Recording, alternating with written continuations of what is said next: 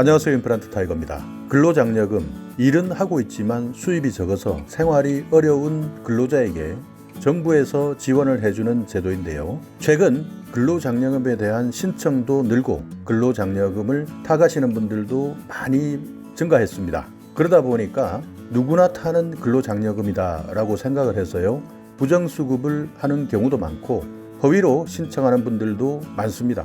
자, 그렇다면 이런 분들은 어떻게 될까요?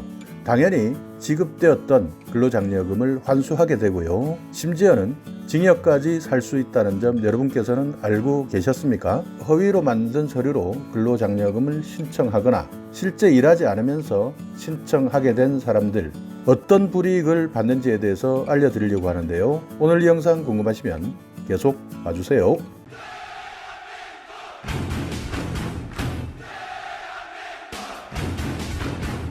네, 근로장려금, 일은 하고 있지만 수입이 너무 적기 때문에 정부에서 지원을 해주고 있는 제도인데요. 이것을 악용하고 있는 사람들도 많다고 합니다. 대표적인 것이 허위로 작성한 근로소득 지급 확인서를 제출해서요, 근로장려금이나 자녀장려금을 지급받는 경우입니다. 허위로 신청해서 지급받는 경우에는 장려금을 환수합니다.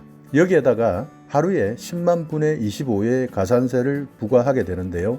내가 받은 장려금에 하루 10만 분의 25의 가산세까지 부과하기 때문에 실제 받은 것보다 훨씬 더 많은 금액을 토해내야 되는 것이죠. 만약에 여기에서 고의가 있었다 또는 중과실에 해당할 정도로 사실과 다르게 신청했을 경우에는 2년간 장려금 지급이 제한이 됩니다. 또 그 정도가 매우 심각한 사기나 부정한 행위 같은 경우에는요, 5년간 장려금 지급이 제한이 되는데요. 조세범 처벌법 제3조 6항, 여기에서 규정하고 있는 사기 그리고 그 밖에 부정한 행위로 장려금을 지급받은 경우에 해당됩니다. 매우 엄하게 처벌하고 있다. 그래서요, 여기에서는 장려금을 환수하는 것뿐만 아니라 2년 이하의 징역 또는 환급받은 세액의 2배 이하의 벌금도 낼 수 있다는 점은 참고하시기 바라겠습니다. 또 장기 유학을 갔거나 입원하고 있거나 군복무를 하고 있거나 이런 분들은 실제 근로를 할 수가 없는 분들이죠.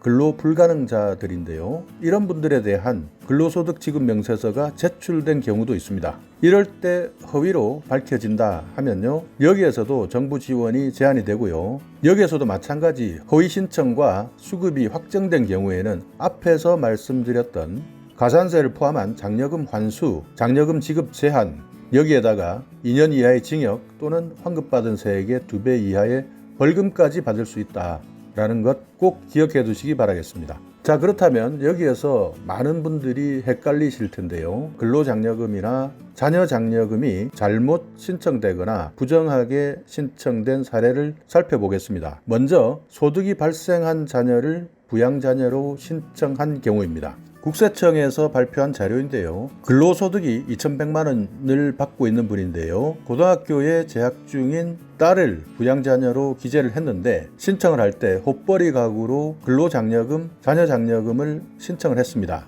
그런데 심사를 해보니까요, 연간 소득금액 합계가 100만 원 이하일 경우에 부양자녀에 해당이 되는데 이 딸이 연간 300만 원의 사업소득이 발생해서 부양자녀에 해당되지 않았던 경우이죠. 그렇기 때문에 호벌이 가구로 장려금을 신청했지만 부양가족이 없는 단독가구로 정정이 되어서요, 기준금액이 초과되어서 장려금에서 지급이 제외되는 경우입니다. 그러니까 소득이 발생한 자녀를 부양자녀로 이렇게 신청하게 되면 나중에 장려금에서 지급이 제외되는 상황이 생기는 것이죠. 여기에서 실수로 신청을 하신 경우에는 이렇게 장려금 지급 제외만 되지만요, 이것을 고의적으로 서류를 위조해서 제출을 했을 경우에는 지급액이 환수되거나 또 다른 불이익을 받을 수 있다는 점 참고하시기 바라겠습니다.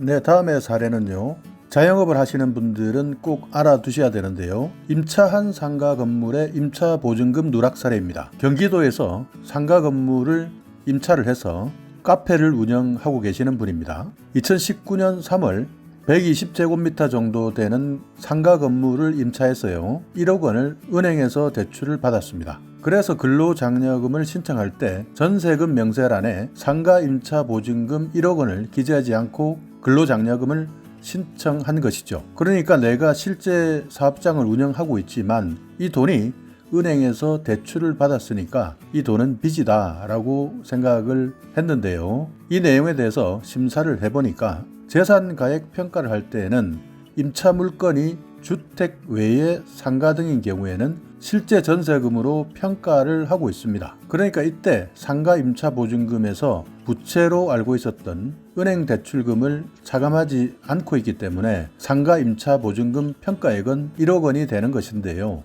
은행에서 대출을 받아서 상가 건물을 임차를 하고 있다 하더라도 주택이 아닌 상가 같은 경우에는 전세금으로 평가한다는 것입니다. 그래서요, 누락한 상가 임차 보증금 1억 원을 재산 합계액에 포함을 해보니까 재산 기준액이 초과되어서 지급에서 제외된 사실인데요. 자영업을 하시는 분이라면 이런 내용은 꼭 기억해 두시기 바라겠습니다. 또 하나의 사례인데요. 독립한 18세 이상의 성인 장애인 자녀를 부양자녀로 신청한 경우입니다. 배우자가 없고 근로소득이 2,500만 원 정도인 분인데요. 다른 지역으로 독립한 장애인 자녀를 부양자녀로 기재해서 콧벌이 가구로 근로장려금, 자녀장려금을 신청했습니다. 심사를 해보니까요, 18세 이상의 성인 장애인 자녀가 부모로부터 독립을 했을 경우에는 별도 가구로 인정이 됩니다. 그렇기 때문에 장애인 자녀라 하더라도 여기에서는 부양자녀에 해당되지 않습니다. 왜냐하면 18세가 넘고 부모로부터 독립을 했기 때문이죠. 그래서 따로 별도 가구로 인정이 되기 때문에요. 콧벌이 가구로 장려금을 신청해도 부양가족이 없는 단독 가구로 정정이 됩니다. 그래서 소득 요건을 판단한 결과 총 소득 기준금액 2천만 원 미만이 돼야 되는데요. 2,500만 원을 가지고 있었기 때문에 기준금액 초과로 장려금 지급에서 제외되었습니다. 그러나 별도 가구로 인정이 되기 때문에요, 자녀가 단독으로 장려금을 신청할 수 있었는데요. 다행스러운 경우이죠. 그러나 이런 경우에 허위로 작성하거나 서류를 조작했을 경우에는 불이익을 받을 수 있다는 점을 꼭 참고하시기 바라겠습니다.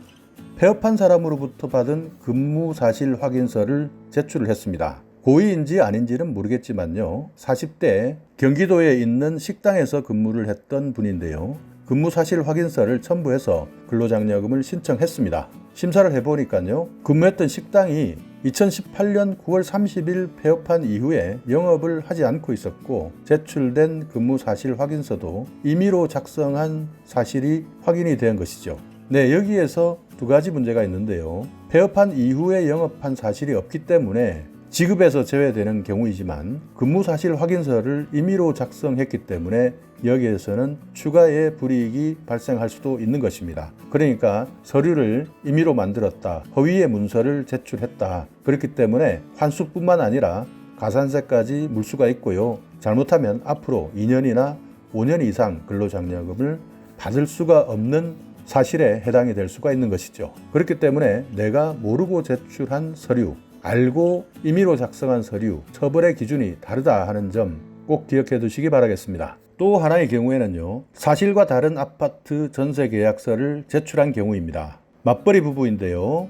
아파트에 전세로 거주하면서 간주 전세금이 1억 원인데도 불구하고요, 실제 전세금을 1,500만 원으로 기재해서 근로장려금, 자녀장려금을 신청한 경우입니다. 여기서 말하는 간주 전세금이라는 것은요, 실제 시세와 전세보증금 차이가 너무나 많기 때문에 이럴 때는 상식적으로 어느 정도의 보증금이 맞을지 간주를 하게 되는데요. 이것을 간주 전세금이라고 합니다. 그래서 실제 확인을 해보니까 맞벌이 부부가 전세금을 너무 적게 기재한 것으로 인정이 되어서 결국 재산 기준이 초과되어서 장려금 지급이 제외된 경우인데요. 실제 살고 있는 아파트에서 이런 경우가 발생할 수가 있습니다. 왜냐하면 사인 간의 관계나 다른 특별한 경우에 전세 계약 자체가 다를 수가 있는데요. 이럴 때는 터무니없이 다르다라고 판단하면 국세청에서도 간주 전세금을 적용하게 되는데요. 이런 경우 많이 착각하실 수가 있습니다. 실제 나는 전세금을 작게 내고 살고 있는데 그렇기 때문에 내 재산 기준이 맞을 것이라고 생각을 했지만요,